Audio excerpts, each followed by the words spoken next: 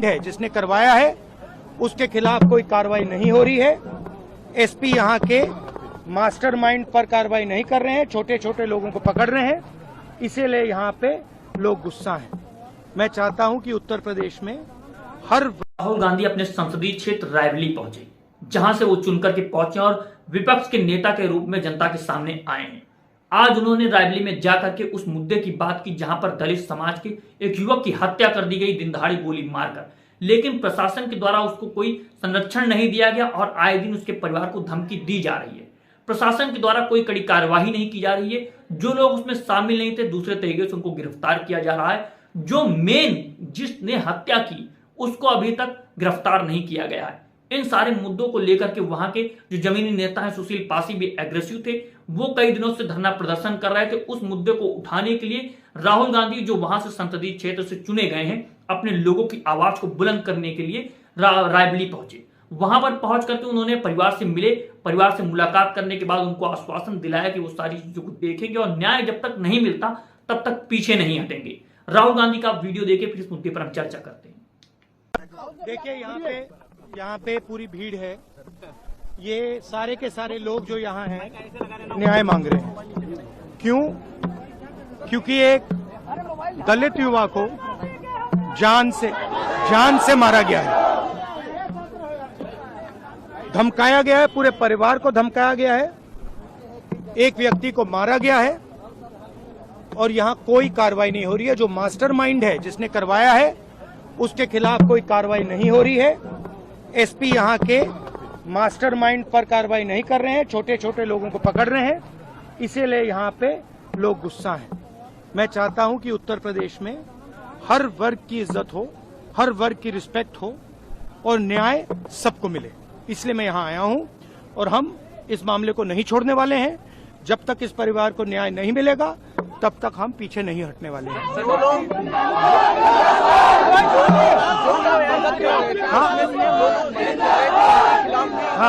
इसमें यहाँ पे क्या हुआ है, मैंने परिवार से बात की, माता जी से बात की। उन्होंने कहा कि छोटा बेटा बाल काटता है, 6-7 बार युवा आए उसके पास और उन्होंने उससे बाल कटवाए और पैसे नहीं दिए।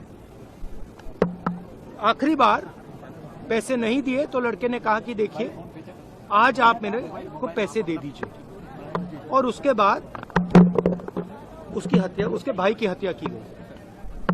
तो क्लियर कट अन्याय हुआ है, परिवार के खिलाफ, समाज के खिलाफ अन्याय हुआ है और इसको रेक्टिफाई करना पड़ेगा। मतलब ये चॉइस नहीं है, इनको रेक्टिफाई करना पड़ेगा।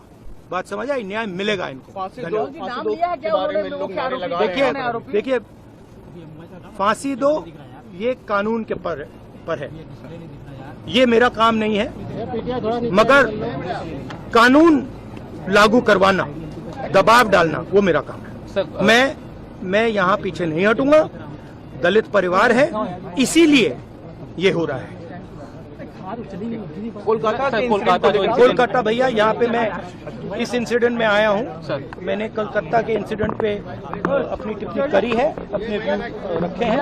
यहाँ पे मैं डिस्ट्रैक्ट नहीं करना चाहता हूँ, इसलिए मैं यहाँ इनका मामला उठाने आया हूँ। लास्ट क्वेश्चन, आज सुप्रीम कोर्ट ने डॉक्टर से कहा है कि अपना प्रोटेस्ट एंड करना है। एज एलओपी आपका क्या व्यू है? सुप्रीम कोर्ट ने डॉक्टर से कहा अपना स्ट्राइक एंड करना है। एज एलओपी देखिए भैया, मैं यहाँ इस मामले में आया हूँ।